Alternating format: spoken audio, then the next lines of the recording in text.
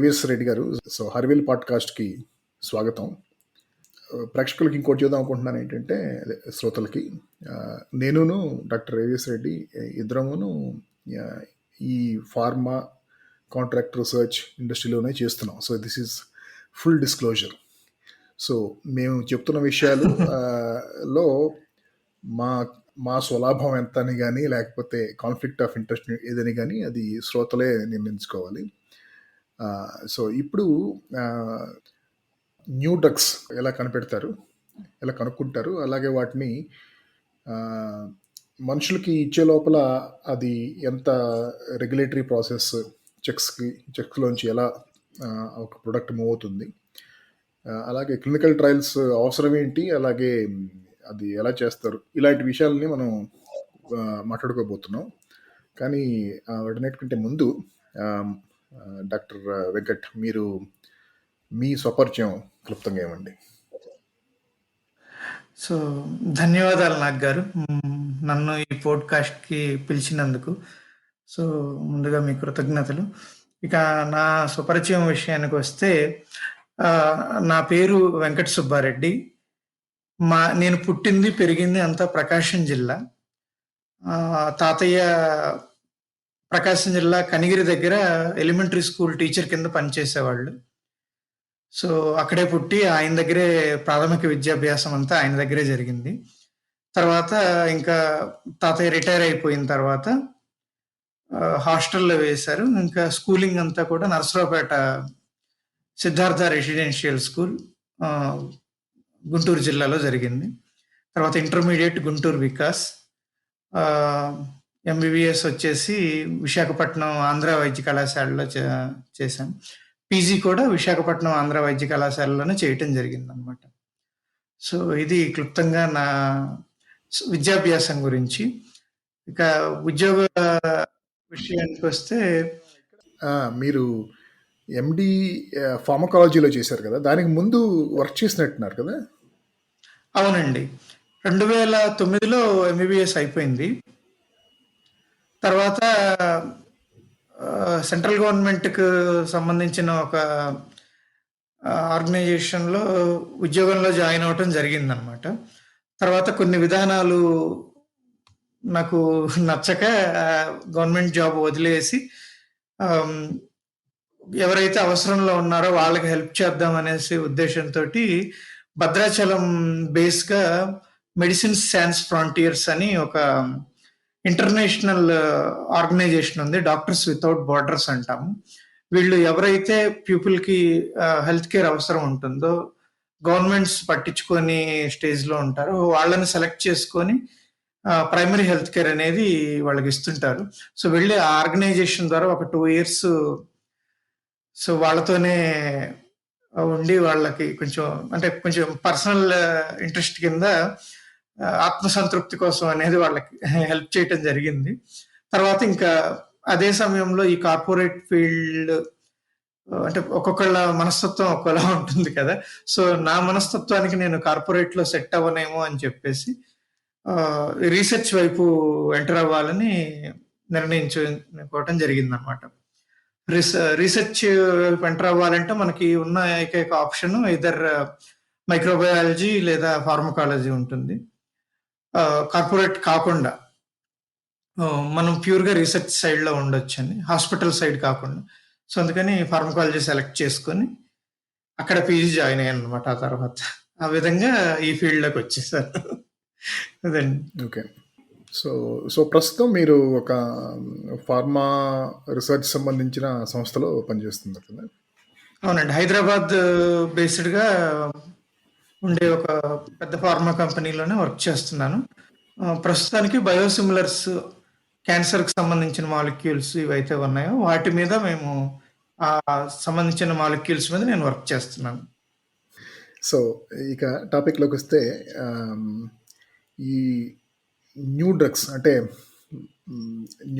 మనం చాలా కామన్గా మాట్లాడేసుకుంటాం, కానీ చాలామందికి డ్రగ్స్ అనగానే, పదం వినంగానే ఇంక వేరే ఏదో గుర్తొస్తుందేమో.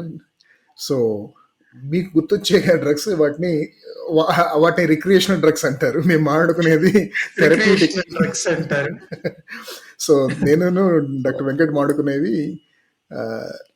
థెరప్యూటిక్ డ్రగ్స్ అంటాం. అంటే to to cure a disease or an indication ఇదనమాట. సో, మనం చరిత్ర చూస్తే గనక ఆహ్, డ్రగ్స్ అనేవి తయారు చేయటం, కాంకాక్షన్స్ ఇవన్నీను ఎన్నో వందల సంవత్సరాలుగా జరుగుతానే ఉంది. అవును. ఆహ్, అలాగే ఆహ్, డ్రగ్స్ మ్యానుఫ్యాక్చరింగ్‌కి సంబంధించి కొన్ని రెగ్యులేషన్స్ కూడాను కొన్ని వందల సంవత్సరాలుగా ఉన్నాయి. ముఖ్యంగా సో కాల్డ్ డెవలప్డ్ కంట్రీస్‌లో. కానీ ఒక కొత్త డ్రగ్ మార్కెట్‌లోకి విడుదల చేసే ముందు ఆహ్, అనుమతులు తీసుకోవాలి. ఆ దేశానికి సంబంధించిన నియంత్రణ వ్యవస్థ అంటే రెగ్యులేటరీ ఏజెన్సీ ఏదైతే ఉందో. సో, అలా కొత్త డ్రగ్‌కి అనుమతి ఇచ్చే ముందు క్లినికల్ ట్రయల్స్ అంటే ఆహ్, ఆహ్, హ్యూమన్ పాపులేషన్‌లో టెస్ట్ చేసి ఆ డేటాలో సేఫ్టీ, ఎఫికసీ ఎస్టాబ్లిష్ అయిన తర్వాతే డ్రగ్ అప్రూవల్ ఇవ్వటం అనేది ఇది ఎప్పటి నుంచి స్టార్ట్ అయిందండి? ఇది కొంచెం రీసెంట్ ఫినామిననే గదా! Relatively speaking. మానవుల్లో ప్రయోగాలు చేయటం అనేది తప్పనిసరి అనేది 1900 శతాబ్దంలో మొదట్లో మొదలైంది యాక్చువల్‌గా. మొదట్లో మీకు కొన్ని నిబంధనలు ఉండేవి. కానీ అవేంటంటే పూర్తి స్థాయిలో ఉండేవి కాదనమాట. ఆ తర్వాత కొన్ని సంఘటనలు జరిగాయి. అంటే సంఘటనలు అనటం కంటే కూడా దుర్ఘటనలు అనుకోవటం సరైన పదమవుతుంది. సో, వాటి మూలంగా చాలా వరకు కొత్త మార్గదర్శకాలనేవి వచ్చాయన్నమాట. సో, ఈ మనుషుల్లో ప్రయోగాలు తప్పనిసరి అని చెప్పడానికి ముఖ్య దుర్ఘటన ఏంటంటే ఇది 1930స్‌లో మీకు చూసుకుంటే ఎలిక్సర్ సల్ఫోనమైడ్ ట్రాజెడీ అంటారు దాన్ని. ఎలిక్సర్ సల్ఫోనమైడ్ దుర్ఘటన. సో, యూజువల్‌గా ఈ సల్ఫోనమైడ్ దేనికిస్తారంటే స్ట్రెప్టోకోకల్ ఇన్ఫెక్షన్స్ ఇలాంటి వాటికి ఇస్తుంటారనమాట. చిన్న గాయాలకి చీము పట్టటం ఇలాంటివేమన్నా వచ్చినప్పుడు ఈ డ్రగ్ ఇచ్చేవాళ్ళు సల్ఫోనమైడ్. అయితే ఆహ్, ఈ ఫార్మా కంపెనీ ఏదైతే ఉందో ఎలిక్సర్ సల్ఫోనమైడ్ తయారు చేస్తున్న ఫార్మా కంపెనీ దీన్ని ద్రవ రూపంలో కూడా తయారు చేయాలి. ఒక సిరప్ రూపంలో తయారు చేయాలని చెప్పేసి సో, చూస్తుండగా వాళ్ళు ఈ ఎలిక్సర్ సల్ఫోనమైడ్ అనేది డైథైల్ గ్లైకాల్‌లో ఆహ్, కరగటం అనేది గమనిచ్చి దానిలో కరిగించేసి దాన్ని ద్రవ రూపంలో పేషెంట్స్‌కి ఇవ్వటం జరిగిందనమాట. ఆహ్, వీళ్ళు ఇంతవరకు చేశారు. పేషెంట్స్‌కి ఇచ్చారు. అంతా బానే ఉంది. బట్ దురదృష్టవశాత్తు ఏమైందంటే ఈ డైథైల్ గ్లైకాల్ అనేది ఎవరైతే రోగులకి ఇచ్చామో వాళ్ళల్లో విపరీతమైన టాక్సిసిటీ అనేది కలుగజేసి దాదాపు ఒక 100 మంది వరకు చనిపోయారు. సో, అదే టైంలో యూఎస్ గవర్నమెంట్ ఏం చేసిందంటే ఇలా జరగడానికి వీల్లేదు. సో, మనుషులకి ఏదైతే ఆహ్, ఆహ్, మందు అనేది మనుషులకి ఇవ్వాలి అనుకుంటున్నామో అది ఖచ్చితంగా అంతకుముందు కొంత తక్కువ పాపులేషన్‌లోనైనా ప్రయోగం అనేది జరగాలి అని చెప్పేసి యూఎస్ఎఫ్‌డీఏ అని వాళ్ళొక అడ్మినిస్ట్రేషన్ వ్యవస్థని ఫార్మ్ చేసుకొని దాని ద్వారా ఈ నిబంధనలనేవి అమలయ్యేలా చూసుకున్నారనమాట. ఓకే. మనుషుల్లో ప్రయోగాలు కంపల్సరీ అని ఈ దుర్ఘటన దగ్గర నుంచే వచ్చాయి. ఓకే. ఈ థాలిడమైడ్ దుర్ఘటన కూడాను తర్వాత జరిగినట్టుంది గదా! అవునండి. ఇది 1960స్‌లో జరిగింది థాలిడమైడ్ దుర్ఘటన. ఇది ఏం జరిగిందంటే ఈ గవర్నమెంట్ రూల్స్ వచ్చాయి కదా! పేషెంట్స్‌లో ఐ మీన్ మానవుల్లో ప్రయోగం జరిగాకే ఇవ్వాలి అని చెప్పేసి. సో, థాలిడమైడ్ అనే డ్రగ్ ఒకటి ఆహ్, మానవుల మీద ప్రయోగించారు. బట్ గర్భిణీ స్త్రీల మీద, పిల్లల మీద ప్రయోగించలేదు దాన్ని. సాధారణ ప్రజల్లో ఇచ్చారు. సో, బానే ఉందని అనుకున్నారు. కానీ ఇది థాలిడమైడ్ అనేది ఎందుకు ఇస్తారనేది చెప్పటం మర్చిపోయాను మీకు. ఇది స మన గర్భవతులుకి మొదటి 3 నెలల్లో వేవిళ్ళు ఎక్కువగా ఉంటుంటాయి కదా! సో, ఆ వేవిళ్ళు అనేది తగ్గడానికి ఈ థాలిడమైడ్ అనే మందుని కనిపెట్టడం జరిగింది. బట్ ప్రయోగం అయితే ఎవరు కాని వాళ్ళల్లో చేశారు. ఇవ్వటం మాత్రం ప్రెగ్నెంట్స్‌కి ఇచ్చారు. సో, అంతా బానే ఉంది. వాళ్ళకి వేవిళ్ళు తగ్గిపోయాయి. మందు బానే పనిచేసింది. కానీ 9 నెలల తర్వాత వాళ్ళకి డెలివరీ అయిన తర్వాత చూసుకుంటే ఆహ్, పుట్టిన పిల్లలకి కాళ్ళు, చేతులు లేకుండా పుట్టారనమాట. సో, అంటే లింబ్ డిఫెక్ట్స్ తోటి పుట్టారనమాట. ఇప్పుడు ఫర్ ఎగ్జాంపుల్ ఒక చేప పిల్లకి ఎలా అయితే ఫిన్స్ ఉంటాయో అలా పుట్టారనమాట. సో ఇది చూసిన తర్వాత చాలా మంది షాక్‌కి గురయ్యి ఇది ఎందుకు ఇలా జరిగిందని చెప్పేసి ఓకే. గర్భిణీ స్త్రీలకు ఇవ్వాల్సిన మందులు ఖచ్చితంగా మళ్ళీ స్పెషల్‌గా ప్రయోగాలు చేయాలి. సో వాళ్ళ మీద చేసిన ప్రయోగాలు వీళ్ళ మీద నమ్మడానికి లేదు అని చెప్పేసి మళ్ళీ కెఫావర్ హ్యారిస్ అమెండ్మెంట్స్ అని కొత్త అమెండ్మెంట్స్‌ని తీసుకురావడం జరిగిందట. Okay. Okay. So and then over the years మిగతా కంట్రీస్‌లో గూడాను క్లినికల్ ట్రయల్స్‌లో వచ్చిన డేటాను చూసి ఒక డ్రగ్ ప్రొడక్ట్‌కి అనుమతి ఇవ్వటం అనేది అది బాగా చట్టబద్ధంగా తయారైపోయింది. ఇక క్లినికల్ ట్రయల్స్ విషయానికి వస్తే గనక క్లినికల్ ట్రయల్స్ కూడా చాలా పెద్ద చరిత్ర ఉంది కదా! అంటే ఇది గూడాను ఏదో 1940s నుంచి మొదలుపెట్టింది కాదు. యెస్. ఇది యాక్చువల్‌గా క్లినికల్ ట్రయల్స్ చరిత్ర గురించి మనకి కొన్ని మత గ్రంథాల్లో కూడా ప్రస్తావించటం జరిగింది. ఈ మొదటిగా చెప్పాలంటే ఒక క్రీస్తుపూర్వం 500 సంవత్సరాల క్రితం బాబిలోనియాలో ఒక రాజు ఉండేవాళ్ళు. ఆ రాజు వాళ్ళ రాజ్యంలో ఆయన కింద ఉండే వాళ్ళ మీద ఒక విచిత్రమైన ప్రయోగం చేశాడనమాట. ఏంటి అంటే, నా రాజ్యంలో నా కింద ఉండే ప్రజలు కేవలం మాంసము, వైన్ మాత్రమే తిని బ్రతకాలి అని చెప్పేసి ఒక ఆజ్ఞ అనేది ఆజ్ఞాపించడం జరిగింది. అయితే కొంతమంది ఆ రాజ్యం ఇప్పుడు ఆయన కింద ఉండే వాళ్ళల్లో రాజుగారు మేము ఇలాగా నాన్ వెజ్ తినము, అది మాకు అలవాటు లేదు, వైన్ కూడా తాగము, అది కూడా అలవాటు లేదు, మీరు ఇలా ఆజ్ఞాపించటం వలన మేము ఇబ్బంది పడతాము, సో మేము చిక్కుళ్ళు వాటర్ తీసుకుంటాము, మమ్మల్ని మాకు అనుమతించండి అంటే సరే అని వీళ్ళిద్దరికి కంపారిజన్ అనేది చేసుకుంటాడు అనమాట. సరే మీరు ఇది తినండి, వీళ్ళు ఇది తింటారు అని చెప్పేసి ఒక 10 రోజుల తర్వాత చూసుకుంటే రోజు మాంసం తీసి వైన్ తీసుకున్న వాళ్ళ ఆరోగ్యం కొంచెం క్షీణించటం గమనిస్తాడనమాట. సో ఆ తర్వాత ఎవరైతే వీళ్ళు లెగ్యూమ్స్ తింటాము, చిక్కుడు జాతి గింజలు తింటామని చెప్పి అన్నారో సో వాళ్ళని కంటిన్యూ చేసుకోమంటాం. సో రెగ్యులర్‌గా మాంసము, వైన్ తీసుకోవద్దని చెప్పటం ఇలాంటివన్నీ నేర్చుకున్నారనమాట ప్రజలు. ఆ తర్వాత వచ్చేసి మనకి మెయిన్‌గా స్కర్వీ ట్రయల్ అనేది చెప్పుకోవచ్చు. ఇది ఆల్మోస్ట్ మనకి 1700స్‌లో జరిగింది. ఇది జేమ్స్ లిండ్ అనే అతను చేశారు ఈ స్కర్వీ ట్రయల్. ఇది ఎందుకు చేశారంటే దీనికి ఒక చిన్న ఇది ఉంది. స్కర్వీ అంటే ఏంటి? ఇది చిగుళ్ళకి సంబంధించి వైటమిన్ సి డెఫిషియన్సీ వల్ల చిగుళ్ళకి ఈ నోరు పూతలాగా రావటం, చిగుళ్ళ నుంచి రక్తం కారటం ఇలాంటివన్నీ వస్తుంటాయి అందులో. ఓకే. ఎపిథీలియల్ ప్రాబ్లమ్స్ వచ్చేసి అలా వస్తుంది. అది స్కర్వీ. సో ఈ స్కర్వీ ట్రయల్ అనేది జేమ్స్ లిండ్ అనే అతను చేశాడు. సో దానికి దారితీసిన పరిస్థితులు ఏంటంటే అప్పుడు పోర్చుగీసు నావికులు బాగా ఆధిపత్యం చూపించేవారు ప్రపంచ దేశాల మీద. అంటే కొత్త దేశాలకు మార్గాలు కనుగొనటం, ఆ దేశంలో ఉండే సంపదను వాళ్ళ దేశానికి తరలించటం, ఇలా రకరకాల సాంఘిక, రాజకీయ, ఆర్థిక పరిస్థితులన్నీ వాళ్ళ చెప్పు చేతల్లోనే ఉండేవి. సో అప్పుడు వాస్కోడి గామా అని ఈ పోర్చుగీస్ నావికుడు ఈ మార్గాలు కనిపెట్టడంలో దిట్ట అనమాట. సో ఆ రాజు ఏం చేస్తాడంటే ఆ పోర్చుగీస్ రాజు వాస్కోడి గామా మీరు ఇలాగ భారతదేశానికి దారి కనిపెట్టండి అని చెప్పేసి చెప్పటం.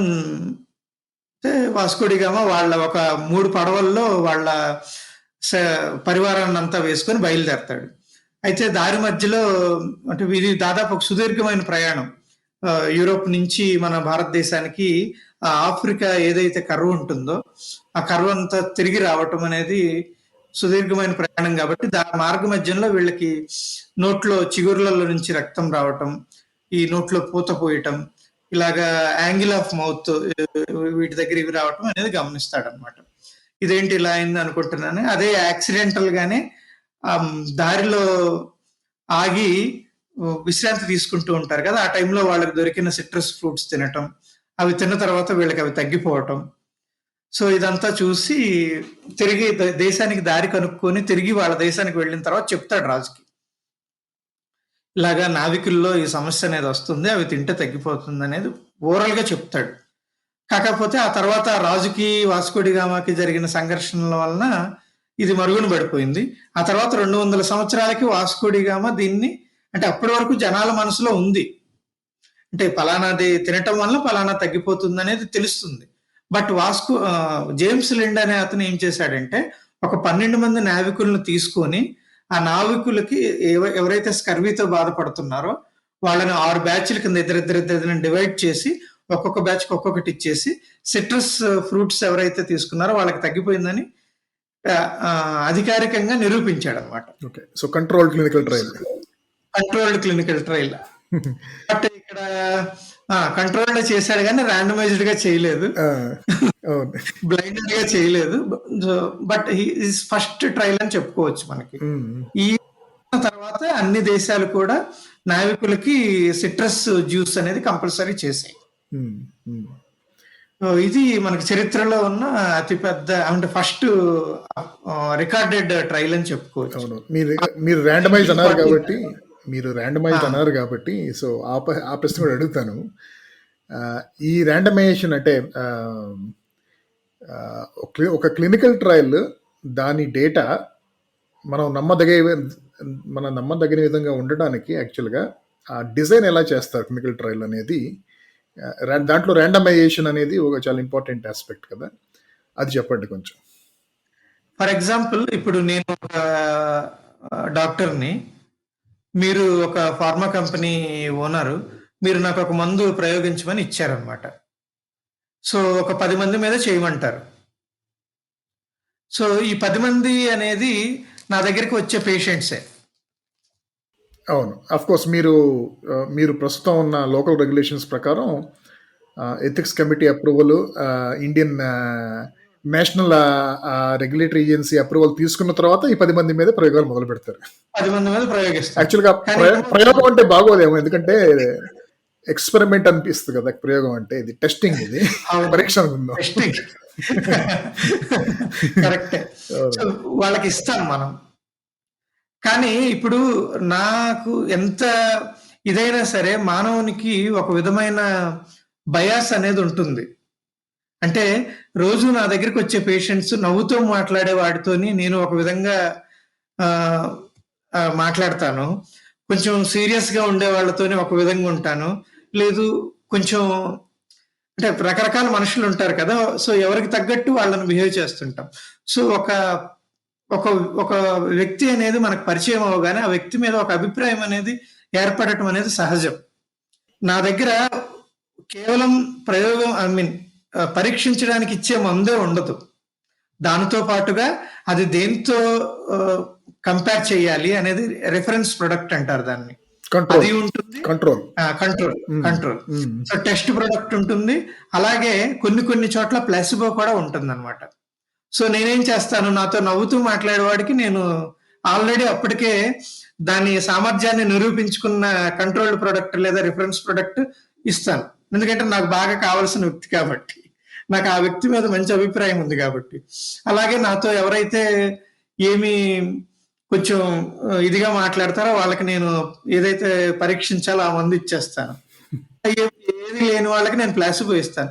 సో ఈ బయాస్ చేయటం వల్ల అనేది రోగులు నష్టపోవటం అనేది జరుగుతుంది. అవును, ఇంకొక రకం బయాస్ కూడా జరగచ్చు. ఏంటంటే మీరు ఈ టెస్ట్ ప్రొడక్ట్ ఎలా అయినా సరే సక్సీడ్ చేయాలి, ఇది విజయవంతం చేయాలనుకుంటే మీరేం చేస్తారు, ఉన్న 10 మందిలో ఎవరికైతే ఇది బాగా పనిచేస్తుంది, అంటే ఎవరైతే కొంచెం బాగా ఆరోగ్యం పుంజుకునే వ్యవహారంలో ఉన్నారో వాళ్ళకేమో ఈ టెస్ట్ ప్రొడక్ట్ ఇస్తారు. సో వాళ్ళు ఎదురుకి మేము మామూలుగానే పుంజుకునే వాళ్ళేమో మీ కేర్ వల్ల, ఇది ఇవ్వటం వల్ల దీనివల్లే పుంజుకున్నారని ఆరోగ్యం, అది మీరు ప్రూవ్ చేసి ఈ ఫార్మా కంపెనీని కూడా ప్లీజ్ చేసినట్టు అవ్వచ్చు. అది ఇప్పుడు మీరు నాకు బాగా ఫ్రెండ్ అయ్యారు అనుకోండి, సో మా ఫ్రెండ్ ఫార్మా ప్రొడక్ట్ ఇది, నేను మా ఫ్రెండ్ ప్రొడక్ట్ ఎలాగైనా సక్సెస్ చేయాలి అని చెప్పేసి మీరు చెప్పినట్టు చేస్తాం అనమాట. సో అందుకని ఇలాంటివి జరగకుండా ఉండటం కోసం 10 మందిని ర్యాండమ్ గా సెలెక్ట్ చేసుకుంటాం అనమాట. ఎవరికి ఏ మందు ఇవ్వాలనేది మన చేతుల్లో ఉండదు, ఒక కంప్యూటర్ ప్రోగ్రామింగ్ ద్వారా ర్యాండమైజేషన్ అనేది చేసుకుంటాం. ఆ సో 10 ప్రొడక్ట్ మందికి కూడాను ఆ ప్రొడక్ట్ కూడా ఎలా ప్యాకేజ్ చేస్తారంటే ఆ టెస్ట్ ప్రొడక్ట్ కానీ కంట్రోల్ ప్రొడక్ట్ కానీ ప్లసిబో కానీ అన్ని చూడటానికి ఒకేలాగా ఉంటాయి. చూడ్డానికి అలా ఒకేలా ఉంటాయి. ప్యాకేజ్ చేస్తారు. అవును. చూడ్డానికి ఒకేలా ఉంటాయి. కొన్ని ఇందులో ఓపెన్ లేబుల్, బ్లైండెడ్ స్టడీస్ అని ఉంటాయి. ఓపెన్ లేబుల్ స్టడీస్ లో ఏది ఇస్తున్నామో చెప్పే ఇస్తాము. బట్ ఎవరికి ఇస్తాం అనేది లాస్ట్ మినిట్ వరకు తెలియదు అనమాట. అది ర్యాండమైజేషన్. ఇప్పుడు బ్లైండెడ్ స్టడీస్ లో ఎవరికి ఏ ప్రొడక్ట్ ఇచ్చామనేది కూడా తెలియదు మనకి. అవును, డాక్టర్కి తెలియదు, పేషెంట్కి తెలియదు, కాబట్టి డబుల్ బ్లైండ్. అంత పకడ్బందీగా జరుగుతాయి అనమాట. అవును అవును. సో అలాగే ఇక్కడ దాకా వచ్చాం కాబట్టి ఈ ప్లాసిబో ఎఫెక్ట్ గురించి కూడా చెప్పండి. ప్లాసిబో అంటే ఏంటంటే ఎటువంటి ఎటువంటి రసాయనిక చర్యలు కలిగించని ఒక న్యూట్రల్ పదార్థం అనమాట అది. అందులో ఏమీ ఉండదు. ఫర్ ఎగ్జాంపుల్ ఇంజెక్షన్ అయితే కొంచెం వాటర్ లాగా ఉంటుంది, డిస్టిల్ వాటర్ ఉంటుంది. అదే టాబ్లెట్ అయితే నార్మల్ పొడి ఉంటుంది. దానివల్ల మన శరీరంలో ఎటువంటి మార్పులు అనేవి జరగవు అనమాట. కానీ అది ఎందుకు ఇస్తారు మరి ప్లాసిబో ఒక పేషెంట్కి? అంటే ఇప్పుడు మనము చేయాలి అనుకున్నప్పుడు టెస్ట్ వర్సెస్ రిఫరెన్స్ వర్సెస్ ప్లాసిబోని కంపేర్ చేయాలి. అంటే రిఫరెన్స్ అనేది మన ఎలా పనిచేస్తుంది అనేది కూడా తెలుసుకోవాల్సి అనుకున్నప్పుడు సో అసలు ఏ మందు వాడని వాళ్ళకి ఎలా ఉంది, ఆల్రెడీ మార్కెట్లో ఉన్న మందు వాడుతున్న వాళ్ళకి ఎలా ఉంది, లేదు కొత్త మందు ఇచ్చిన వాళ్ళకి ఎలా ఉంది, వీటిని తెలుసుకోవటం కోసం ఈ ప్లాసిబో ఎఫెక్ట్ అనేది కూడా చూస్తాం అనమాట. బట్ యాజ్ ఆఫ్ నో అతి తీవ్రమైన వ్యాధుల్లో ఈ ప్లాసిబోని వాడటం లేదు. ఇప్పుడు సింపుల్ గా ఇప్పుడు కాస్మెటిక్ ప్రొడక్ట్స్ ఏవైతే ఉన్నాయో, డెర్మటాలజీ ప్రొడక్ట్స్ ఉంటాయి. సో దానివల్ల ప్రాణ నష్టం అయితే జరగదు కాబట్టి అలాంటి స్టడీస్ లో ప్లాసిబో అనేది వాడుతున్నాం. బట్ క్యాన్సర్ స్టడీస్ లో ప్లాసిబో అనేది వాడట్లేదు. అవును, ప్రస్తుతం అయితే ఇండియాలో ఇండియన్ ఏజెన్సీ, రెగ్యులేటరీ ఏజెన్సీ అయితే కనుక ప్లాసిబో గ్రూప్ని ఇంక్లూడ్ చేయాలంటే క్లినికల్ ట్రయల్లో వాళ్ళకి చాలా జస్టిఫికేషన్ ఇస్తే తప్పితే ఒప్పుకోవట్లేదు అసలు వాళ్ళు. ఈవెన్ నాన్ క్రిటికల్ ఎయిల్మెంట్స్కైనా సరేను, why should you disallow the patients from getting immediate treatment అనేది అలా చూసి హ్యూమనిటేరియన్ యాంగిల్లో ప్లాసిబో గ్రూప్ ఇంక్లూడ్ చేయడానికి చాలా ఒప్పుకోవట్లేదు. అది ఇండియాలో ఈవెన్ రెగ్యులేటరీ పరంగా ఈ ఎక్స్పర్ట్ కమిటీ మీటింగ్స్ అనేవి అవుతుంటాయి. ఎక్స్పర్ట్ కమిటీ మీటింగ్స్ లో ఫస్ట్ కోరి వేసేస్తారు దాని దగ్గర. సో ఈ విషయంలో రెగ్యులేటరీస్ కూడా చాలా స్ట్రిక్ట్ గా ఉన్నాయి. అవునవును. సో మనం controlled nature of clinical trials గురించి మాట్లాడుకున్నాం. అలాగే బయాస్ని అరికట్టడానికి ర్యాండమైజేషన్, అంటే డాక్టర్ కానీ పేషెంట్ కానీ తనకి ఆ పేషెంట్కి ఏ డ్రగ్ ఇస్తున్నారో తెలియకపోవటం వల్ల న్యూట్రల్ పర్స్పెక్టివ్లో చేస్తారు కాబట్టి అది కూడా మాట్లాడుకున్నాం. అంతకుముందు ఎలా ఉండే మొదట్లో క్లినికల్ ట్రయల్స్ ఎలా జరిగినాయి అంటే కొన్ని దరిద్రంగా కూడా జరిగినాయి కదా, అలాగే వాటిని దృష్టిలో పెట్టుకున్న తర్వాత ఎలాంటి కంట్రోల్స్ వచ్చినాయి అనేది. మీరు యాక్చువల్గా ఈ క్లినికల్ అంటే ఎథికల్ రెగ్యులేషన్స్ అంటే అంతర్జాతీయ మార్గదర్శకాలు, నైతిక విలువల కోసం మార్గదర్శకాలు అనేవి అంతర్జాతీయంగా మొదటి నుంచి లేవు. 19వ శతాబ్దం ముందు వరకు అయితే లేవు. 19వ శతాబ్దం మొదట్లో కొన్ని మార్గదర్శకాలు వచ్చాయి, కానీ అవి పక్కాగా లేవు. ఆ తర్వాత సీక్వెన్స్ ఆఫ్ ఈవెంట్స్ జరిగినాయి కదా, సో దాని ద్వారా పాఠాలు నేర్చుకొని కొన్ని స్ట్రిక్ట్ గైడ్ లైన్స్ అనేవి పెట్టడం జరిగింది. ఇందులో మీకు ఇంతకుముందు చెప్పిన విధంగా ఈ diethyl glycol, elixir sulphonamide tragedy ఒకటి ఆల్రెడీ చెప్పాను కదా. ఆ టైంలో హ్యూమన్స్ లో కంపల్సరీగా ట్రయల్స్ జరగాలనేది నిర్ణయం తీసుకున్నారు. ఇప్పుడు మీరు చెప్పినట్లు ఆ హ్యూమన్స్ లో పార్టిసిపేట్ చేసే హ్యూమన్స్ లో మనకి ఇచ్చి వాళ్ళని ట్రయల్స్ లో పార్టిసిపేట్ చేయించుకుంటాం కదా, వాళ్ళ కోసం అంటూ కొన్ని హక్కులు కూడా వచ్చాయి అన్నమాట. అవి ఎలా వచ్చాయంటే, ఇప్పుడు 2వ ప్రపంచ యుద్ధ సమయంలో చాలా మంది యుద్ధ ఖైదీలుగా పట్టుబడి, ఆ సైన్యం యుద్ధ ఖైదీలుగా పట్టుబడి ఇప్పుడు ఎవరైతే గెలిచారో ఆ గెలిచిన వాళ్ళ దేశపు జైళ్లలో మగ్గేవాళ్ళు అనమాట. ప్రధానంగా చెప్పుకుంటే ఈ జర్మన్ జైల్స్ లో మగ్గుతున్న వాళ్ళ మీద, ఎవరైతే 2వ ప్రపంచ యుద్ధంలో పట్టుబడి జర్మనీ జైళ్లలో మగ్గుతున్న వాళ్ళ మీద, అక్కడ జర్మనీ డాక్టర్లు అప్పుడే మార్కెట్‌లోకి ఆ 1940 ఈ ప్రాంతంలో మార్కెట్‌లోకి కొత్త కొత్త మందులు రావటం అనేది మొదలైందనమాట. యాంటీబయాటిక్స్ కానీ, లేదా ఇతర మందులు కానీ అప్పుడే రావటం మొదలైంది. సో, వీళ్ళు జర్మన్ డాక్టర్‌లకి జైల్‌లో వీళ్ళు పడున్నారు కదా! మనం ఏం చెప్తే అది వింటారు అనేసి బలవంతంగా జైళ్ళల్లో మగ్గుతున్న వాళ్ళ మీద ఈ మందులన్నీ ఇచ్చి ప్రయోగాలు చేశారనమాట. మాకిష్టం లేదు, మా ఆరోగ్యం పాడైపోతుందని చెప్పినా సరే వినలేదు. అలా చేయటం వల్ల ఏమైందంటే వాళ్ళకి ఆహ్, కొన్ని రోజుల తర్వాత దీన్ని అంతర్జాతీయ సమాజం కొంచెం తీవ్రంగా పరిగణించి ఒక 4, 5 దేశాలు కలిసి ఇలా చేయటం తప్పు అనేసి ఖచ్చితంగా ఎవరైతే ట్రయల్స్‌లో పార్టిసిపేట్ చేస్తారో వాళ్ళ సమ్మతి అనేది కంపల్సరీగా తీసుకోవాలి అని ఒక కొత్త నిబంధన అనేది పెట్టారన్నమాట. ఇది ఒక బేసిక్ సంఘటన సమ్మతి కోసం.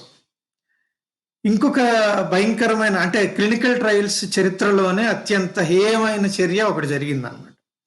ఇది అమెరికాలోనే జరిగింది. అది ఏంటంటే టస్కీ సిఫిలిస్ స్టడీ అంటారు దాన్ని. ఇది మన సుఖ వ్యాధులు అని అంటాం కదా, syphilis, sexually transmitted diseases. So ఈ సిఫిలిస్ వ్యాధి సంక్రమించిన వాళ్ళ జీవన క్రమం ఎలా ఉండబోతుంది అనేది ఎలా తెలుసుకుందామని ఎవరో కొంతమంది యుఎస్ డాక్టర్లకి ఒక ఆలోచన అనేది రావటం జరిగిందన్నమాట. ఈ ఆలోచన వచ్చిందే తడవుగా వాళ్ళు అక్కడ ఉన్న కొంతమందిని ఎంచుకొని వాళ్ళ మీద ప్రయోగం మొదలు పెట్టారు. వీళ్ళకి ఎటువంటి మందులు ఇవ్వరు. వాళ్ళు సిఫిలిస్ తో బాధపడుతున్నా సరే వాళ్ళకి ఎటువంటి మందులు ఇవ్వకుండా వాళ్ళని అలాగే జస్ట్ అబ్జర్వ్ చేస్తూ ఉంటారనమాట. వాళ్ళ శరీరంలో ఏవైతే మార్పులు వస్తున్నాయో అవన్నీ అన్నమాట. ఇంతవరకు వీళ్ళ ఆలోచన బాగానే ఉంది, కానీ అసలు మందులు ఇవ్వకపోవటం అనేది ఒక ఘోరం. అంటే వ్యాధితో బాధపడుతున్న వాడికి మందు ఇవ్వకుండా వాడిని ఎలా ఉంటాడో చూడటం అని. వీళ్ళు ఎంచుకున్న ప్రజలు ఎవరనేది కూడా ఇక్కడ అంతర్జాతీయ సమాజం దృష్టి పడడానికి ఒక ప్రధాన కారణమైంది. ఏమిటంటే ఎవరైతే ఆఫ్రికా నుంచి ఈ ఎలిక్స్ హేలీ గారి 7 తరాల్లో మీరు చదివే ఉంటారు. ఆఫ్రికా నుంచి వలస వెళ్ళిన ఈ నల్లజాతీయులు అయితే ఎవరైతే ఉన్నారో వెళ్ళి అమెరికాలో సెటిల్ అయిన వాళ్ళు ఉంటారు. ఆఫ్రికన్ అమెరికన్స్ అంటారు వాళ్ళని. సో ఈ ఆఫ్రికన్ అమెరికన్స్ ను తీసుకొని వాళ్ళకి మాయమాటలు చెప్పి మీకు వారం రోజుల్లో స్టడీ పూర్తవుతుంది లేదా 3 నెలల్లో అయిపోతుంది, ఇలా మాయమాటలు చెప్పేసి వాళ్ళందరినీ బలవంతంగా చికిత్సకు దూరంగా ఉంచి వాళ్ళ శరీరంలో వచ్చే మార్పుల్ని వీళ్ళు నోట్ చేసుకున్నారనమాట. అయితే ఇది ఎప్పటి నుంచి ఎప్పటి వరకు జరిగిందంటే మీరు ఆశ్చర్యపోతారు. 1930లో స్టార్ట్ అయింది ఇది. 1972 వరకు ఇలా జరిగింది. ఆల్మోస్ట్ 40 సంవత్సరాల పాటు ఈ అరాచకం అనేది కొనసాగింది. ఈ కొనసాగిన తర్వాత ఎవరో ఒక ఈ వేగులు ఉంటారు కదా, సామాజిక కార్యకర్తలు, వీళ్ళు పత్రికల వాళ్ళకి ఉప్పందిస్తే పత్రికల వాళ్ళు దీన్ని మొత్తం తవ్వి బయట పెట్టారు. ఆ దెబ్బకి యుఎస్ఎఫ్డిఏలో ఒక పెద్ద మీటింగ్ జరిగి స్టడీని ఆపేశారు. ఇది యాక్చువల్గా దీని మీద విచారణలు అనేవి ఒక 20 సంవత్సరాలు కొనసాగాయి. 1997లో మన బిల్ క్లింటన్ గారు అమెరికా అధ్యక్షుడిగా ఉన్నప్పుడు ఈ సంఘటన మీద బహిరంగంగా అమెరికా ప్రభుత్వం తరఫున క్షమాపణ కూడా చెప్పారు. సో ఇది అత్యంత సిగ్గుమాలిన, జాత్యహంకార, నీతిమాలిన చర్య అని చెప్పేసి ఆయనే వర్ణించి ఆ కుటుంబాలకు సంబంధించి కొంత పరిహారం కూడా ఇవ్వటం జరిగింది. బట్ యుఎస్ ప్రభుత్వం తరఫున బహిరంగ క్షమాపణ అయితే కోరటం జరిగింది అనమాట. సో ఇది జరిగిన తర్వాత, ఇదంతా బయటకు వచ్చి అన్ని చేసిన తర్వాత మన Belmont report, ICH GCP guidelines, అంటే international conference and harmonisation for good clinical practice guidelines అంటారు వీటిని. అంతకుముందు ఏదైతే మీకు చెప్పాను థాలిడమైడ్ సంఘటన జరిగినప్పుడు కెఫ్లర్ హారిస్ అమెండ్మెంట్స్ అనేవి కెఫావర్ హారిస్ అమెండ్మెంట్స్ చేశారని. అదే టైంలో మనకి డిక్లరేషన్ ఆఫ్ హెల్సింకి అని ప్రపంచ దేశాలన్నీ కలిపి కొన్ని గైడ్ లైన్స్ చేశారు. సో ఈ డిక్లరేషన్ ఆఫ్ హెల్సింకి, ఈ ఐసిహెచ్ జీసీపీ గైడ్ లైన్స్, ఈ రెండు ప్రతి కొన్ని సంవత్సరాలకు ఒకసారి మార్పు చెందుతూ వస్తుంటాయి అన్నమాట. చివరిసారిగా 2013లో మనకి ఈ మార్పు అనేది జరిగింది. సో, ఇవన్నీ కూడా ఈ ICH GCP guidelines, declaration of Helsinki మీరు చెప్పిన విధంగా పూర్తిగా వాలంటీర్స్ అంటే ట్రయల్స్‌లో పార్టిసిపేట్ ఎవరైతే చేస్తున్నారో వాళ్ళ హక్కుల కోసం ఉద్దేశించబడినవన్నమాట. అంటే నేను ఒక సాధారణ వ్యక్తిగా, అంటే సైన్స్ ఈ క్లినికల్ ట్రయల్స్ గురించి తెలియని వ్యక్తిగా గనక నేను దీని గురించి మీరు ఇప్పటిదాకా చెప్పింది విని నేను ఒక ప్రశ్న వేస్తే ఎలా ఉంటుందో చూద్దాం. ఏంటంటే ఒక కొత్త డ్రగ్స్, కొత్త థెరపీస్ ఇవి మార్కెట్లోకి రావాలంటే క్లినికల్ పరీక్షలు తప్పనిసరి అనేది మాత్రం అర్థమైంది ఇప్పటిదాకా మీరు చెప్పిన దాన్ని బట్టి. కానీ ఆ పరీక్షల్లో ఎవరైతే పాల్గొంటారో మరి వాళ్ళకి వచ్చే ఇబ్బందులు అవి కూడా చూసుకోవాలి కదా. సో వాళ్ళని ఏంటికి అంటే గ్రేటర్ గుడ్ అన్నట్టు, అంటే మిగతా వాళ్ళు సమాజం మొత్తం కోసం, బాగు కోసం వాళ్ళని మనం ఏమైనా బలిపశువులాగా చేస్తున్నాం అనేది కూడా ఒక అనుమానం వస్తుంది కదా. దాని గురించి చెబుతారా? సో మీరు అడిగింది ఏంటంటే ఇప్పుడు పేషెంట్స్ ఇంత హెల్ప్ చేస్తున్నారు కదా వాళ్ళకేం వస్తుంది అని. సింపుల్. అవునవును అంటే వాళ్ళు దీంట్లో ఒక బలిపశువులాగానో లేకపోతే సమిధుల్లాగానో ఈ ప్రయత్నంలో, ఈ పరీక్షలో పాల్గొంటున్నట్టేనా, లేకపోతే వాళ్ళకి వచ్చే నష్టం ఏంటి పాల్గొంటే, అలాగే పాల్గొంటే వచ్చే లాభం ఏంటి?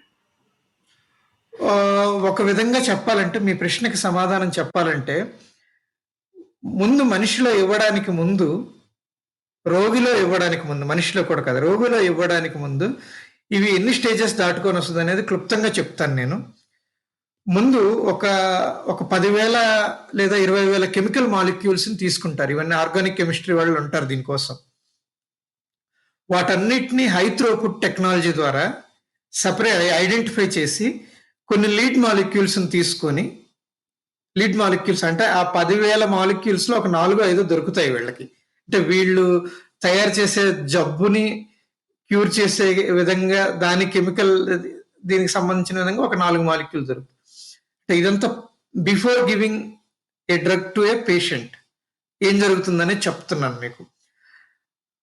ఆ హై థ్రోపుట్ టెక్నాలజీలో వచ్చిన లీడ్ మాలిక్యూల్స్ తీసుకొని వీళ్ళు కెమికల్ అనాలిసిస్ చేసుకుంటారు.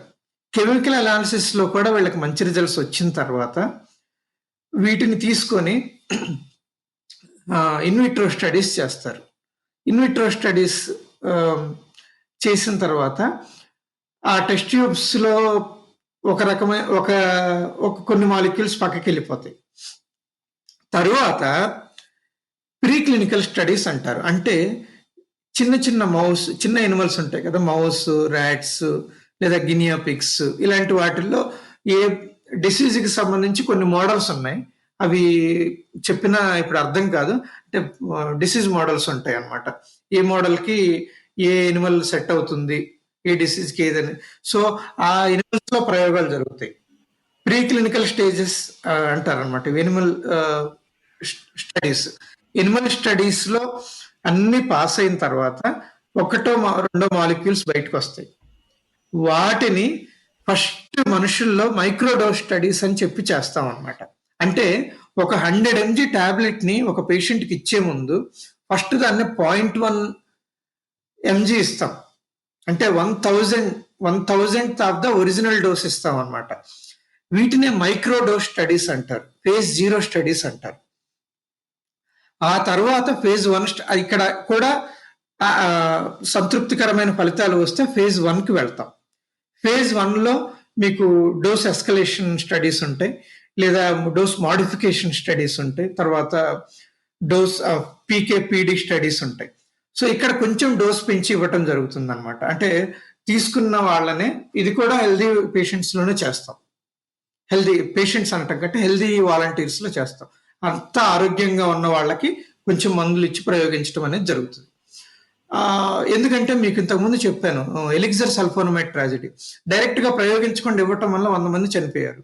ఇక్కడ phase 1 స్టడీస్ చేసేది 10 మంది మీద 20 మంది మీద చేస్తాం. ఏమన్నా అయితే ఇక్కడ తెలిసిపోద్ది కదా మనకి. సో అదిను హెల్తీ వాలంటీర్స్లో చేస్తారు కాబట్టి వాళ్ళ కొంచెం ఇమ్యూన్ సిస్టమ్ కానీ అంత స్ట్రాంగ్గానే ఉంటుంది కాబట్టి ఏమన్నా కొంచెం ఆ డ్రగ్కి ఏమన్నా దుష్ఫలితాలు ఉంటే గనక అదేదో గబుకున అది 24/7 వాళ్ళు మానిటర్ చేస్తుంటారు కాబట్టి, అలాగే వీళ్ళకి ఇమ్యూన్ సిస్టమ్ కూడా స్ట్రాంగ్గా ఉంటుంది కాబట్టి ఆ దుష్ఫలితాలు ఏమన్నా ఉంటే కనుక వెంటనే దాన్ని కనిపెట్టి ఆ ట్రయల్ ఆపేసి ముందు వాళ్ళ సంగతి చూడటం అనేది చేస్తారు. అవును. సో ఈ phase 2 కూడా అయిన తర్వాత అందులో కిడ్నీలో ఎలా ఫంక్షనింగ్ ఉంది, లివర్లో ఎలా ఫంక్షనింగ్ వర్క్ అవుతుంది, ఎలిమినేషన్ ఎలా ఉంది, ఇవన్నీ చూసుకొని phase 3కి వేస్తాం అనమాట. phase 2 ఒక 200 నుంచి 300 మెంబర్స్ మీద చేస్తాం. అంటే అది కూడా ఒకేసారి ఎక్కువ మందికి ఇవ్వం. మైక్రోడోస్ స్టడీస్ 5-6 మీద చేస్తాం phase 0. phase 1 10 నుంచి 20 మంది మీద చేస్తాం. phase 2 200 నుంచి 300 మంది చేస్తాం. phase 3 వచ్చేసి ఒక 1000-10,000 మంది వరకు అలా చేస్తాం అనమాట. సో దీనివల్ల ఏమంటే ప్రతి చోట కూడా ఒక చెక్ అనేది చేసుకోవడానికి అవకాశం ఉందన్నమాట. ఒక ఫేజ్ నుంచి ఇంకో ఫేజ్కి వెళ్ళాలి అంటే ఫస్ట్ ఫేజ్లో, అంతకు ముందు ఫేజ్లో వచ్చిన డేటా సంతృప్తికరంగా ఉంటేనే ఎవరైతే రెగ్యులేటరీ అథారిటీస్ ఉన్నాయో, నియంత్రణ వ్యవస్థలు ఉన్నాయో, అవి ముందుకు వెళ్ళడానికి మనకు తిరిగి అనుమతి అనేది ఇవ్వటం జరుగుతుంది. సో ఇక్కడ ఎక్కడ కూడా అనైతికంగా జరగటం అయితే లేదు. ఇప్పుడు సరే, ఇంతకు ముందు కొన్ని దుర్ఘటనలు జరిగాయి, వాటి నుంచి పాఠాలు నేర్చుకున్నాం, మంచి పకడ్బందీగా గైడ్ లైన్స్ కూడా పెట్టుకున్నాం. సో దాని ప్రకారమే ముందుకు వెళ్తున్నాం. ఇక మీరు చెప్పింది ఏ విధంగా పేషెంట్కి లాభం, పేషెంట్కి ఏ విధంగా లాభం అంటే, ఫర్ ఎగ్జాంపుల్ ఇప్పుడు కొత్తగా బయోసిమిలర్ మాలిక్యూల్స్ వస్తున్నాయి ఆంకాలజీకి.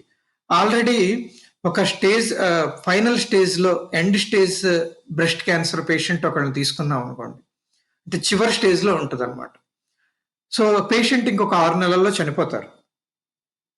ఏ మందులు వాడినా వాడకపోయినా చనిపోతారు. ఓకే, కానీ కొన్ని మందులు ఇప్పుడు ఎలాగా చేస్తున్నారంటే వీళ్ళ జీవన సమయాన్ని పెంచే విధంగా తీసుకొస్తున్నారు. ఫర్ ఎగ్జాంపుల్ మోనోక్లోనల్ యాంటీబాడీస్ వస్తున్నాయి అన్నమాట ఇప్పుడు. అంటే I cannot mention some drug names because of confidentiality. So ఈ మోనోక్లోనల్ యాంటీబాడీస్ ఇవ్వటం వలన ఎవరైతే ఈ ట్రయల్స్ లో పార్టిసిపేట్ చేస్తున్నారో వాళ్ళకే ఫస్ట్ యాక్సెస్ అనేది ఉంటుంది ట్రీట్మెంట్. సో ఇంకొక 2-3 నెలల్లో చనిపోతారు అనుకునే వాళ్ళు 1 సంవత్సరం బతికిన రోజులు కూడా ఉన్నాయి, 1 సంవత్సరం లేదా 2 సంవత్సరాలు బతికిన రోజులు కూడా ఉన్నాయి అన్నమాట. సో ఈ విధంగా ఎర్లీ యాక్సెస్ టు ట్రీట్మెంట్ అనేది వాళ్ళకు ఉంటుంది. అదే, అంటే నాకు తెలిసింది కూడా సమ్మరైజ్ చేస్తే కనుక 3 బెనిఫిట్స్ అన్నమాట. ఒకటి ఏంటంటే అప్పటికి మార్కెట్లో ఉన్న డ్రగ్స్ కనుక ఆ ఫలానా కండిషన్కి, ఆ వ్యాధి కనుక పనిచేయకపోతే కనుక, ఇప్పుడు ఈ కొత్త డ్రగ్ ఇది టెస్ట్ ట్రయల్స్లోకి వచ్చింది కాబట్టి అది ఆ పేషెంట్కి మార్కెట్లో ఉన్న డ్రగ్స్ ఏం పనిచేయట్లేదు. సో ఇది వాడితే కనుక, ఇది బాగుపడితే, ఇది కొంచెం హెల్ప్ చేస్తే మంచిదే కదా. అలాంటి బెనిఫిట్ ఒకటి. రెండోదేమో కొన్ని డ్రగ్స్, కొన్ని కేటగిరీ ఆఫ్ డ్రగ్స్ చాలా ఎక్స్పెన్సివ్. అలాంటప్పుడు ఈ కొంతమంది పేషెంట్లకి ఆ డ్రగ్స్ కొనుక్కోవడం కూడాను కష్టమే.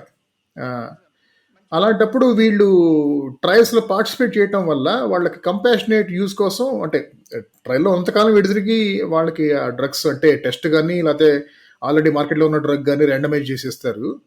అంతేకాకుండా ట్రయల్లో పార్టిసిపేట్ చేసి అయిపోయిన తర్వాత కూడాను కొన్ని నెలల పాటు కానీ ఏళ్ల పాటు కానీ వాళ్ళకి ఆ డ్రగ్స్ ఫ్రీగా ఇస్తారు వాడుకోవడానికి. అదొకటి. ఇంకొక 3వ బెనిఫిట్ కూడా ఉంది. ఏంటంటే డాక్టర్లు, ముఖ్యంగా ఇండియాలో పేషెంట్ లోడ్ చాలా ఎక్కువ కాబట్టి అందరి మీద అంత ఎక్కువ సమయం కేటాయించి శ్రద్ధ చూపించి చికిత్స చేయడం అనేది ఉండదు ఈక్వల్గా. కానీ తన దగ్గర క్లినికల్ ట్రయల్స్ లో ఎవరైతే పార్టిసిపేట్ చేస్తున్నారో వాళ్ళ మీద అత్యంత ఎక్కువ శ్రద్ధ చూపిస్తారు. అది కూడా బెనిఫిట్. ఇప్పుడు మీరు చెప్పిన విధంగా మీరు అన్నారు కదా, ఎక్స్పెన్సివ్ మెడిసిన్స్ అనే ఒక పాయింట్ చెప్పారు. ఈవెన్ డాక్టర్స్ కూడా, నేను ఒక డాక్టర్తో మాట్లాడుతున్నాను. సో మేము యాక్చువల్గా కంటికి సంబంధించిన ఒక మాలిక్యూల్ అనేది చేస్తున్నాం అన్నమాట. సో అదేంటంటే ఒక వయసు దాటిన తర్వాత, ఒక 60 ఏళ్ళు దాటిన తర్వాత వాళ్ళకి కంట్లో నియో వాస్కులరైజేషన్ అనేది కొత్త వాస్కులరైజేషన్ వస్తుంది. అదొక డిసీజ్ కి సంబంధించి ఒక మాలిక్యూల్ కోసం వెళ్తే ఎంత ఒక ఇంజెక్షన్ డాక్టర్ గారు అని అడిగారు. చెప్పాము ఇలాగా 30,000 వరకు ఉంటుంది ఒక ఇంజెక్షన్ అంటే. నా దగ్గరికి వచ్చే పేషెంట్స్ అందరూ కొంచెం మిడిల్ క్లాస్ నుంచి వస్తారు, అంత ఎఫర్ట్ చేసుకోలేరు అనేసి చెప్పారనమాట. బట్ మేము ఇవి ఫ్రీగానే ప్రొవైడ్ చేస్తాము అని చెప్పిన తర్వాత they felt very happy and almost జరుగుతుంది. సో వాళ్ళు తీసుకోవటం కూడా 1 year పాటు చేస్తాం ఇది. మీరు అన్నట్లు ఎక్కువ టైం కూడా స్పెండ్ చేస్తున్నాడు because he's more interested. So అవును. సో ఈ కొన్ని రకాల డ్రగ్స్ ఇంత ఎక్స్పెన్సివ్ ఎందుకు ఉంటాయి, అది కూడా చెప్పగలరా? ఇది ఒకటే అండి. ఇప్పుడు ఎక్స్పెన్సివ్ ఎందుకు ఉంటాయి అనే దానికి నేను ఒక డ్రగ్ డెవలప్మెంట్ ప్రాసెస్ అనేది ఏదో ఈరోజు సాయంత్రం నాకు రాత్రికి ఆలోచన వచ్చింది, రేపు పొద్దున నేను మా ఫ్రెండ్స్ని మీట్ అయ్యాను, రేపు సాయంత్రం వాళ్ళతో కలిసి ఒక సిట్టింగ్ అరేంజ్ చేసుకున్నాను, సో మేమందరం ఎల్లుండి నెక్స్ట్ వీక్ కల్లా ఏదో చేసి తీసుకొస్తున్నాం. ఇదంతా ఈజీ ప్రాసెస్ కాదు. సో అంత అలా అనుకోవడానికి ఒక్కొక్క మాలిక్యూల్ మార్కెట్లోకి రావడం వెనుక కొన్ని వేల మంది శ్రమ ఉంటుంది, అలాగే కొన్ని కోట్ల రూపాయల ఖర్చు ఉంటుంది, అలాగే కొన్ని దేశాల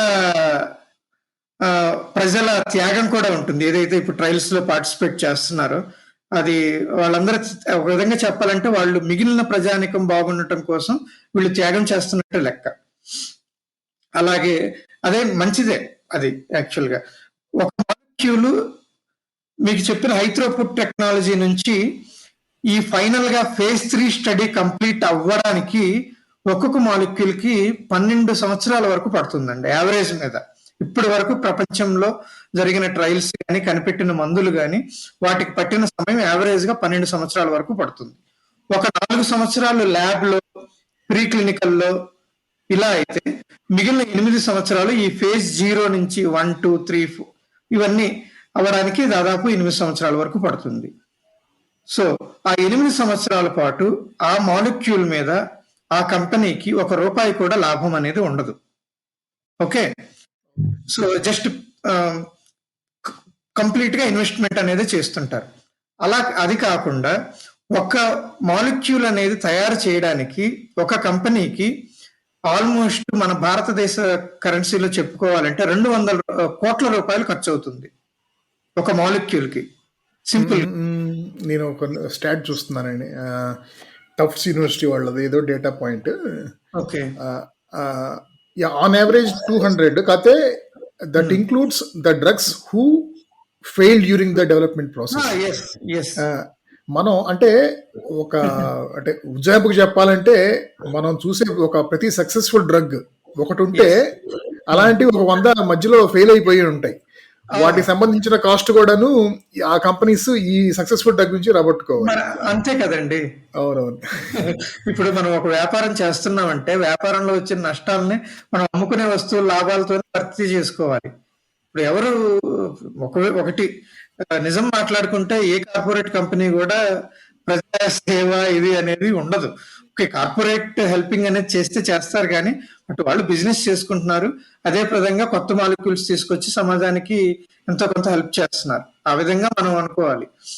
ఎందుకంటే వాళ్ళు గనక దీంట్లో ఒక ప్రాఫిట్ మోటివ్ అనేది చూడకపోతే కనుక, వాళ్ళకి కనపడకపోతే కనుక వాళ్ళు చేతులు కట్టుకుని కూర్చుని వాళ్ళు వేరే రేషన్ వ్యాపారం లేకపోతే కార్ల వ్యాపారం చేసుకున్నారు అనుకోండి, అలాంటప్పుడు ఇన్ని లక్షల మంది పేషెంట్స్ కి ముఖ్యంగా చాలా తక్కువ మందికి ఉండే, అంటే ప్రపంచం మొత్తం మీద ఒక 1000 మందికో లేకపోతే 1,00,000 మందికో ఉండే వ్యాధులు కూడా ఉన్నాయి కదా. అలాంటి వ్యాధులకు కూడాను నడుం కట్టి ఎవరు R&D చేసి కొత్త డ్రగ్స్ కనిపెడతారు? ఏది దాంట్లో ప్రాఫిట్ కనబడకపోతే కనుక. అవును. ఇప్పుడు 7 లక్షల రూపాయలు ఉండే ఇంజక్షన్లు కూడా ఉన్నాయి. బట్ ఇదంతా కూడా పేషెంట్లు ఎక్కువ మంది ఉంటే దాని మీద కాస్ట్, ఇప్పుడు కోవాక్సిన్ ఎలా అయితే మనకు 250కి ఇవ్వగలుగుతున్నారు, ఎక్కువ అందరూ తీసుకుంటారు కాబట్టి వాళ్ళ డబ్బులు వాళ్ళకి వచ్చేస్తాయి. వాళ్ళు పెట్టిన పెట్టుబడి అంత, అందుకని తక్కువకి వస్తుంది. బట్ కొన్ని వ్యాధులకి, దీర్ఘకాల వ్యాధులకి, రేర్ డిసీజెస్ కి తక్కువ మంది ఉంటారు కాబట్టి ఎక్కువ కాస్ట్ అనేది ఉంటుంది. ఇదంతా కామర్స్ వాళ్ళు చూసుకుంటారు. అవునవును. సో, హ్మ్. ఇంకొక ప్రశ్న అంటే ఇప్పటిదాకా క్లినికల్ ట్రయల్స్ గురించి మాట్లాడుకున్నాం కాబట్టి, ఇంకొక ప్రశ్న ఏంటంటే ఆహ్, నేనేదో ఒక బుక్ చదువుతుంటే ఈ మధ్య నాకనిపించింది. అంటే నాది సైన్స్ బ్యాక్‌గ్రౌండ్ కానీ మెడికల్ బ్యాక్‌గ్రౌండ్ కానీ కాదు. నాది ఇంజినీరింగ్ బ్యాక్‌గ్రౌండ్. కాబట్టి ఇవంతా ఏమి తెలీదు నాకు. మెడికల్ గానీ లైఫ్ సైన్సెస్ గురించి ఎక్కువ అంతకుముందు. అయితే ఒకప్పుడు ఆహ్, అంటే కొన్ని మేబీ ఈవెన్ ఒక 100, 150 సంవత్సరాల క్రితం కూడాను. అంటే వైద్య విజ్ఞానం ఇది ఎన్నో వేల సంవత్సరాల నుంచి ఉన్నా కూడాను, ఒక 100, 150 సంవత్సరాల వరకు కూడాను ఈ కండిషన్‌కి ఈ ట్రీట్మెంట్ ఆహ్, ఇది చేస్తే గనక చక్కగా లేచి కూర్చుంటాడు, తగ్గిపోయనేది అంత సర్టెనిటీ ఏం లేదు. యాక్చువల్‌గా ఏదో ఏదో మోటో కూడా ఉందనుకుంటా అప్పట్లో మీ డాక్టర్స్‌కి. డూ నో హార్మ్ అనేది. అంటే అది అది మాత్రం చాలని చెప్పేసి. అది అది మాత్రం చాలు. సో, ఆ స్టేజ్ నుంచి అంటే చాలా వరకు ఈ గా అంటే నేను 100, 150 సంవత్సరాలు అంటున్నాను. మేబీ అది మీరైతే సరిగ్గా చెప్పగలరు కానీ, కానీ ఈ 100, 150 సంవత్సరాల క్రితం వరకు కూడాను డాక్టర్లదేంటంటే ఆహ్, ఉపశమనం కలిగిస్తే సరిపోతుంది. ఆ వ్యాధిగ్రస్తుడికి. అంటే కొంచెం రిలీఫ్ ఇస్తే చాలు. అదే 10,000 అన్నట్టు ఉండేది. అంతేగాని ఒక ఇన్ని వ వేల రకాల డిసీజెస్‌కి సరైన క్యూర్ ఏంటి అనేది ఆ డయాగ్నోసిస్ చేసి దాని తర్వాత క్యూర్ చేయటము, ఫాలో అప్ చేయటము ఇదంతాను అసలు గత 100 ఏళ్లలోనే చాలా ఫాస్ట్‌గా డెవలప్ అయింది ఇంత హెల్త్ కేర్ టెక్నాలజీ. సో నేను ఇక్కడ మీకు ఒకటి మీరు చెప్పిన దానికి యాడ్ చేసేది ఏంటంటే, మీరు చెప్పినట్లు ఈ గత 100 ఏళ్లలో అందుబాటులోకి వచ్చిన శాస్త్ర సాంకేతిక ప్రభావాల మూలంగా ఎవరైతే ఈ ఎవిడెన్స్ బేస్డ్ మెడిసిన్ అనేది ఊపందుకుందనమాట. అంటే ప్రతిదానికి రుజువు అనేది చూపించుకొని ఎవిడెన్స్ బేస్డ్ మెడిసిన్ అంటారు దీన్ని. సో ఈ ఎవిడెన్స్ బేస్డ్ మెడిసిన్ వచ్చిన తర్వాత మీరు చెప్పినట్లు కొత్త కొత్త రోగాలకి ట్రీట్మెంట్స్ ఇవ్వటం అనేది. సో ఈ తర్వాతే వైద్య రంగం అనేది కొంచెం విప్లవాత్మకంగా ఒక వైద్యం, అందులో ఈ కోర్సులు, ఇందులో స్పెషలైజేషన్, ఇది మొత్తం వైద్య రంగాన్నే మార్చేసింది ఇది. అంతకుముందు అంటే ఈవెన్ మీరు చెప్పినట్లు ఉపశమనం కలిగిస్తే చాలు అనుకునే రోజుల్లో 1800 సంవత్సరంలో ఒక 4-5 మందులు ఉండేవన్నమాట. విరోచనాలకి, జ్వరానికి, లింగా కట్టు బార్క్ అని ఇవన్నీ ఉండేవన్నమాట అప్పట్లో. సో మీరు యాక్చువల్గా మీకు సమయం ఉంటే చూడండి, మన ఏనుగుల వీరాస్వామయ్య గారు రాసిన కాశీయాత్ర పుస్తకంలో వీటి గురించి ఆయన వాళ్ళతో 100 మందిని తీసుకొని వెళ్తాడు కాశీయాత్ర మద్రాసు నుంచి. సో వాళ్ళందరికీ మధ్యలో రోగాలు వచ్చినప్పుడు ఆయన ఏ విధంగా నయం చేయగలిగాడు అనేసి ఆయన ఇచ్చిన మందులు కూడా రాస్తాడనమాట. సో అంటే సాధారణంగా చేసుకునేవాళ్ళు అప్పట్లో. ఎప్పుడైతే మీరు చెప్పినట్లు ఎవిడెన్స్ బేస్డ్ మెడిసిన్ వచ్చిన తర్వాత ఈ డయాగ్నోస్టిక్ టెస్ట్లు అన్ని అందుబాటులోకి వచ్చాక, ఈ మందులు కూడా అందుబాటులోకి వచ్చాక జీవన ప్రమాణం అనేది మెరుగుపడింది ప్రజలకి. అదే విధంగా వైద్య రంగం కూడా విప్లవాత్మకమైన మార్పులు చూస్తుంది. ముఖ్యంగా ఈ గత 20-25 ఏళ్లలో బయాలజీలో వచ్చిన మార్పులు అంటే కొత్త కొత్త ఆవిష్కరణలు కానీ అంటే కొత్త కొత్త ఇన్సైట్స్, నాలెడ్జ్ పెరగటం వల్ల జినోమ్ సీక్వెన్సింగ్ నుంచి కానీ, జీనోమ్ సీక్వెన్సింగ్ వచ్చిన తర్వాత ఇప్పుడు కంప్లీట్ జీనోమిక్స్ అనేది సెపరేట్ డివిజన్ అయిపోయి జీన్ టార్గెటెడ్ థెరపీస్ కూడా వస్తున్నాయి ఇప్పుడు యాక్చువల్ గా. అవును. అది సో ఇది ఇంకెక్కువ మాట్లాడితే కనుక మీరు ఇంకొక గంట తీసుకునే మాట్లాడతారు కాబట్టి నేను ఈ టాపిక్ ఇక్కడతో ఆపేసి కొంచెం లైట్ సబ్జెక్ట్ మీదకి వెళ్ళబోతున్నాను. ముగించే ముందు మన ట్విట్టర్ మిత్రుల కోసం ఏదైనా మీకు ఒక ర్యాపిడ్ ఫైర్ సెషన్ పెడదామని మీతో. తప్పకుండా. సో మీ ఫేవరెట్ హాబీస్ ఏంటి? నేను మ్యూజిక్ ఎక్కువ వింటానండి. అంటే ఒక విధంగా చెప్పాలంటే నా మ్యూజిక్ కలెక్షన్ చూస్తే మా వైఫ్ కూడా ఇదేంట్రా ఎంత పిచ్చి నీకు అంటది అనమాట. అంటే 1950s నుంచి, అంటే ఈవెన్ దో నేను పుట్టకపోయిన ఆ టైంలో, బట్ పాపులర్ సాంగ్స్ ఏవి, ఎందుకు నచ్చారు ఈ పాటలని ఆ రోజుల్లో జనాలు. సో మనకేం ఆ పాటల్లోనే చరిత్ర అంతా కనిపించేస్తుంటది అనమాట. సో 1950s నుంచి కలెక్షన్ అనేది నా దగ్గర ఉంది. Apple film film music film music main, okay film okay music main. Telugu Telugu Hindi కూడానా? హిందీ నాకు పూర్తిగా రాదండి అసలుకి. అంటే మ్మ్, నేను మ్మ్. హైదరాబాద్ వచ్చిన తర్వాత అవతల వాళ్ళు చెప్పేది అర్థం చేసుకోగలుగుతున్నాను.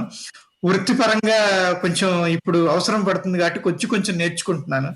నాకు ఇంగ్లీషు, తమిళ్, తెలుగు నేను ఫ్లూయెంట్ గా మాట్లాడగలను, ఫ్లూయెంట్ గా అర్థం చేసుకోగలను. హిందీ ఈ అనేది తమిళ్ కనెక్షన్ ఎక్కడి నుంచి వచ్చింది? చెప్పాను కదా మీకు, ఎంబీబీఎస్ అవగానే సెంట్రల్ గవర్నమెంట్ జాబ్ లో జాయిన్ అయ్యాను నేను.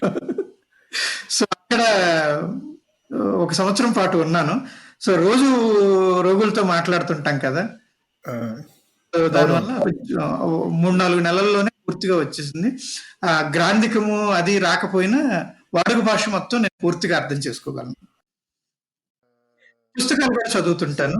హాబీస్ అన్నారు కదా, సో పుస్తకాల్లో కూడా నేను చరిత్ర అంటే గడిచిన సంఘటనల గురించి ఎక్కువ చదువుతానికి ఇంట్రెస్ట్ చూపిస్తాను. అంటే ఈ ప్రస్తుత ఇవి కూడా చదువుతుంటాను కానీ, బట్ చారిత్రాత్మక నవల్స్ అంటే నాకు బాగా ఇష్టం. ఓకే. మీరు మిగతా వాళ్ళకి రికమెండ్ చేయాలంటే గనక ఈ చరిత్రాత్మక పుస్తకాల విషయంలో ఒక 3 పుస్తకాలు ఏమైనా చెబుతారా?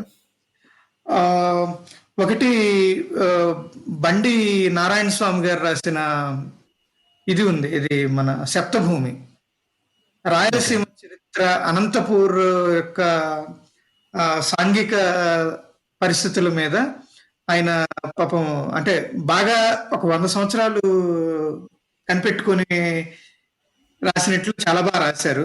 దానికి కేంద్ర సాహితీ పురస్కారం కూడా వచ్చింది 2019లో. మ్మ్. సో బాగా ఎంజాయ్ చేస్తారు చదివితే. అలాగే ఈ వీరాస్వామి గారు రాసిన ఏనుగుల వీరాస్వామి, ఇంతకు ముందు బండి నారాయణ స్వామి గారిది, ఏనుగుల వీరాస్వామి గారు రాసిన కాశీ చరిత్ర కూడా, కాశీ యాత్ర 1830s లో, అది మ్మ్. బాగుంటుంది. ఇవి జనరల్ గా అంటే ఆ రోజుల్లో వాళ్ళు ఎటువంటి కళ్ళ కట్టినట్టు రాశారనమాట. ఓకే. సో మొత్తం మీద తెలుగు వారి చరిత్ర ఎక్కువ ఇంట్రెస్ట్ మీకు బాగా. తెలుగు హనుమంతరావు గారు రాసిన ఆంధ్ర ప్రజల చరిత్ర, మన ఆంధ్రుల చరిత్ర, మన సురవరం ప్రతాప్ రెడ్డి గారు రాసిన సాంఘిక చరిత్ర, ఆంధ్రుల సాంఘిక చరిత్ర, ఇవి నేను రిపీటెడ్ గా చదువుతుంటాను. ఎందుకంటే ఒకసారి చదివితే అర్థం కావు ఇవి, ఏదో కొత్తగా అనిపించి మనం స్కిప్ చేసుకుని వెళ్ళిపోతాం. 2-3 సార్లు చదివితే ఓకే, దాని వెనకాల ఎంత లోతైన భావం ఉందనేది మనకు తెలుస్తుంది అనమాట. ఓకే. అయితే మీతో ఇంకొక ఎపిసోడ్ చేయాలి నేను సెపరేట్ గా చరిత్ర మీద. చూద్దాం. కాకపోతే నేను ఇంకా ప్రీమెచ్యూర్డ్ అనే అనుకోవచ్చు, బట్ ఇంట్రెస్ట్ ఉంది. అవునవును. హిస్టరీ ఎంతూసియాస్ట్ అనుకోవచ్చు. లేదండి, మిగతా వాళ్ళతో చాలా మంది కంపేర్ చేస్తే మీరు ఒక 10 మెట్లు పైన ఉన్నట్టే. ఎందుకంటే మీరు చెప్పిన పుస్తకాలు కూడా చదివిన వాళ్ళు చాలా మంది ఉంటారు నాతో సహా. ఇంకా మీకు మన తెలుగు ట్విట్టర్లో నచ్చిన విషయాలేంటి, నచ్చని విషయాలేంటి? తెలుగు ట్విట్టర్లో వస్తే నాకు అసలు అంటే వేరే విధంగా కాదు, కొన్ని హ్యాండిల్స్ ఉంటాయి, పాజిటివ్ వైబ్రేషన్స్ అలా పంపిస్తూ ఉంటారు. మన ఇప్పుడు తెలుగు లెస్స గారు కానీ, మన జంజాల తిట్లు అని, అంటే వీళ్ళు వేరే హ్యాండిల్స్ ని టచ్ చేయరు, అంటే వేరే టాపిక్స్ ని టచ్ చేయరు. మన కొన్ని హ్యాండిల్స్ ఉన్నాయి, అంటే సడన్ గా మన తెలుగు అబ్బాయి, మన తెలుగు అమెరికా యుఎస్ లో ఉంటారు, బర్డ్స్ బి తెలుగు అబ్బాయి అని ఉంటుంది. అవునవును, ట్వీటేశ్వరుడు గారు, వీళ్ళ హ్యాండిల్స్, ఈ 3 హ్యాండిల్స్ నేను అంటే చెప్పలేదని వేరే వాళ్ళు ఏమి అనుకోవద్దు, బట్ రెగ్యులర్ గా చూసి ఒక పాజిటివ్ వైబ్రేషన్స్ అనేవి ఉంటాయి. ఇది నాకు బాగా నచ్చిన విషయం.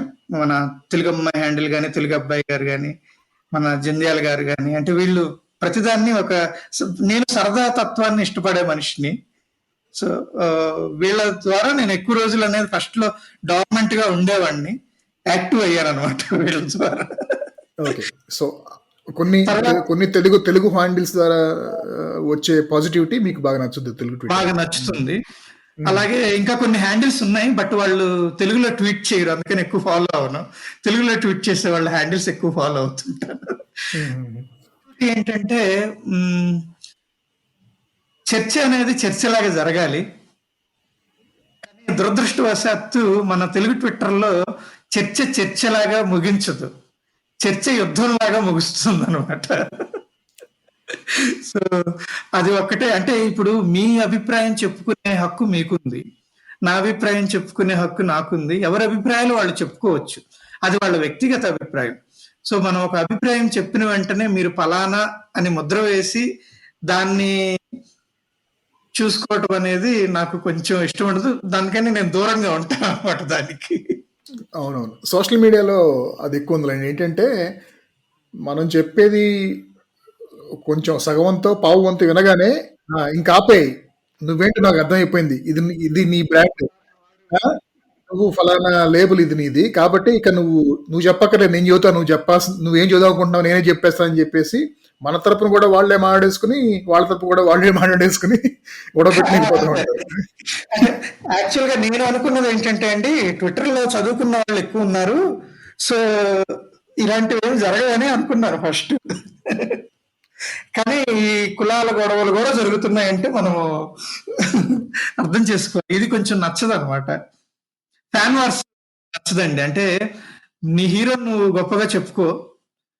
కానీ మొన్న ఈ మధ్య కూడా చూశాను. అంటే వేరే హీరోని some bad language tag lines use చేసి ట్రెండ్ చేస్తూ ఉంటారు అనమాట. సో వీళ్ళకి అర్థం కాదు. అంటే ఎవరైనా ఏమైనా అనుకోండి, నాకు ఉన్నది ఉన్నట్లు నేను చెప్పటం నాకు ఇది. ఏ హీరోని, ఏ హీరోయిన్ కానీ, ఏ రాజకీయ నాయకుడిని కానీ మనం చించేసుకొని ఏం చేసినా సరే మనకి రూపాయి లాభం అయితే ఉండదు.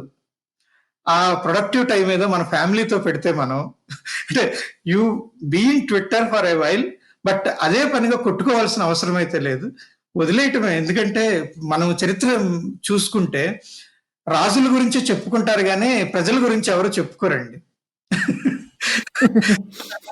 ఇప్పుడు పలానా రుద్రమదేవి, పలానా ఇప్పుడు ఉయ్యాలవాడ, సరే రాజులు కాదు, పలానా గుర్తు రావట్లేదు, కొంత శ్రీకృష్ణదేవరాయలు, అనవేమారెడ్డి, ఇలాంటి వాళ్ళు గురించి చెప్పుకుంటాం తప్పించి పలానా వాడికి సపోర్ట్ చేశారని ఎవరు చెప్పుకోరండి. సో ఇది గమనించాలి నేను చెప్పాల్సింది ఏంటంటే. అవునవును. ఓకే, మీరు చేసుకోండి, సపోర్ట్ చేసుకోండి, but at the same time వ్యక్తిగతంగా దూషించుకోకండి. అది అంటే what drives this behaviour in social media? అంటే ఒక డోపమైన్ అండి. ఓకే.